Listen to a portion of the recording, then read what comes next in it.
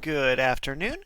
This is Richard Kevis giving my first take-home test for Sociology 10172 GD, Principle of Creative Problem Solving. Take-home test, choose 2 of 3. Our first topic is me answering question 2 on cognition and creativity. So to start with, we're going to go with what is cognition. Cognition, not strictly speaking, cognition is your awareness of your senses and your perceptions. You can sense, you can perceive, but being cognitive means you're aware of these things and you're able to articulate more complex thoughts and actions and controls. So it's your awareness of the internal and external stimulus around you. The main thing between being cognitive is being able to control your actions and responses to the stimulus. Not that your mind cannot wander, but cognition is largely the study of focus and mind wandering. So, to start with, there's 2 major modes of thought. The first is System 1, or Type 1, which refers to your primitive brain, your fight or flight reflexes, your primal survival that has allowed mankind to get past so far. It's your basic instincts. You put your hand on the stove, it burns you. If you're assembling in sandwiches and your mind starts to wander, that would be System 1. Through some psychology, things have been done involving EKG machines to show that when you're in System 1 thinking, that flight or flight doing a repetitive task, your brainwaves tend to almost resemble very light sleep, like you're starting to drift off. Whereas when you're in System 2 thinking, the active, the cognitive, the putting things together, the solving equations, the step-by-step approach, you're showing beta brain waves as you're active calculating and approaching things. The System 2 mode of thought is built up. One of the theories for it is classical conditioning.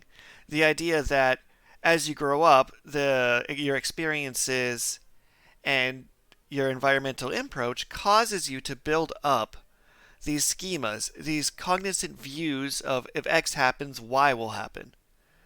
So instead of you just when you close your eyes and open them again, the person hasn't disappeared. Your brain is tracking all of this. And because that's the way your brain was developed, it's created certain networks and certain patterns. So, to loop back around to the idea of mind wandering, when you're doing that System 1 or Type 1 processes, and your brain is no longer requiring its full activization, you're going into effectively your brain is just sorting through and daydreaming, and you're not quite consciously looking for ideas and thoughts. Many influential figures over history have told stories of that eureka moment where you're just in a bath relaxing and suddenly have a solution to a mathematic problem. Or you go for a walk and then it hits you. Part of this concept is the idea that while you're engaged in Type 1 thinking, your Type 2 brain is constantly engaged, constantly moving, constantly putting together ideas. As we look into psychology, work has been done in the field of mind wandering and the idea that while your brain's not actively engaged in trying to solve a problem, your brain is still working on it. Hence the commonly used phrase of sleep on it, the idea that you can simply relax, rest, and while your brain is not in use at all, the ideas may begin to be kind of sorted through subconscious processes. So, to look a bit more into Type 1 and Type 2, I noticed a parallel to the concept of memory, both short-term and long-term. Your short-term memory is commonly believed to hold 7 plus 2 units of data, be it words in a sentence, images in a picture. And the idea is once you have that short-term concept, it needs to be encoded into your long-term memory.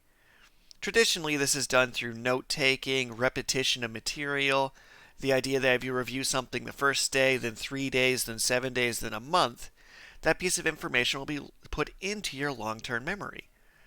That short-term information will often be associated with various sensations, and various networks will be formed around that idea. So, when we look into the long-term memory and how this relates to Type 1 and Type 2, If you're using type 2 memory to try and pull something out of your long term, you're using clues, you're using the context, and you're attempting to retrieve the memory that has been encoded. So when you're engaged in type 2 and trying to remember information, you're actively looking for it via context and actively trying to retrieve it. However, when you're engaged in type 1 thought, the ideas in your long-term memory will come through without being prompted because you're actually subconsciously or semi-consciously building new connections. The idea that while you're chopping onions, your brain first is thinking about Batman, and then it's thinking about ninjas, your brain makes the association passively that Batman is a ninja. So later, when you try and pull forth that information, you've created these new associations of seemingly unrelated information. Part of this comes to the premise of I think, therefore I am. And this goes into largely type 2 thinking. A thought exercise or several meditations done by Descartes was the idea that we can't really trust our senses. And for all we know, all the information we receive through our senses can be false. We can be lied to, we can be tricked. And the main fundamental for our knowledge and our cognition is the idea I think, therefore I am. The one thing you can absolutely be certain of is that you are thinking. And the reason I bring this up and how this relates to type 1 and type 2 is if you focus on a problem and focus, you can infinitely find flaws in anything. Our very knowledge is flawed because it's based on our sensory perceptions, which are flawed. So as you dig into type 2 thinking and try and dig out information, it's easier to discount that information than it is to accept it. Where when we're not doing a deep dive into our psyche and our cunning, the ideas are more likely to come forth organically. So, to summarize the idea of this incubation period, this idea of information where we let our brain process in the background while focusing on something else, is something immediately visible between the foresight model and the Sawyer model of creativity, where the foresight model is almost entirely type 2 thinking, which I will elaborate later in this lecture, where the Sawyer model makes specific mention of placing in this incubation period, which the Sawyer model blends type 1 and 2 far more than the foresight model. So my conclusions on this topic is type 1 weirdly seems to have a lot of overlap with the concept of sleep learning. The idea that your brain will produce slower brain waves in a relaxed state, and the connections that are made during that almost seem at random as your subconscious mind theoretically tries to solve problems. As the type 1 creates these new connections, when you attempt to recall it later during type 2, it's almost like you're going for an idea and you put new search tags through without meaning to, and additional ideas can come through. We have the evidence, the first-hand accounts in the stories, that letting the mind work in the background does wonders. However, like most neuroscience, and myself being no expert, it is hard to test and prove empirically what exactly the brain is doing during this type 2 processing. So it can be very hard to just tell somebody, during your creativity model, make sure to let your brain do passive learning. But I'm confident that as our studies into neurology progress, that it will become more and more easily provable that alternating between type 1 and type 2 is one of the best ways to incubate and create more connections between your ideas and draw forth and help you generate more novel ideas because they're based on more novel connections. So, to pivot back into the creative process and begin answering question 3, first we look at any creative process before diving deep into the foresight model. Creativity, as we're trying to explore in this course, is the scientific technique of understanding the structure ideas. First, you want to take a problem and decompose that problem into countless divergent ideas.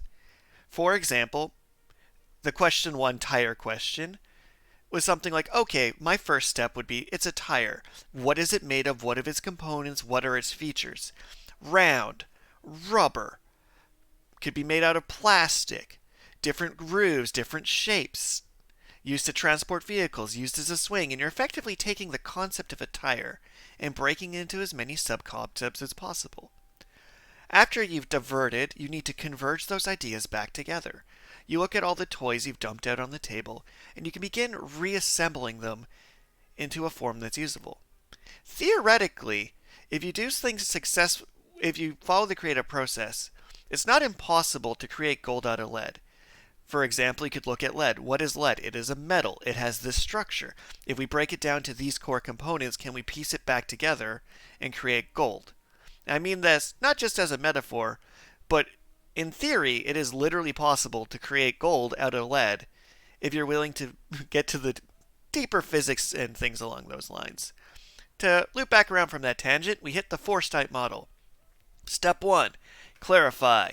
Step 2, ideate, generate, diverge. Step 3, sort, analyze, look at your pieces, converge. Step 4, take your now converged idea and do something with it, sell it, use it, perfect it. But of course, like all ideas, it's a loop.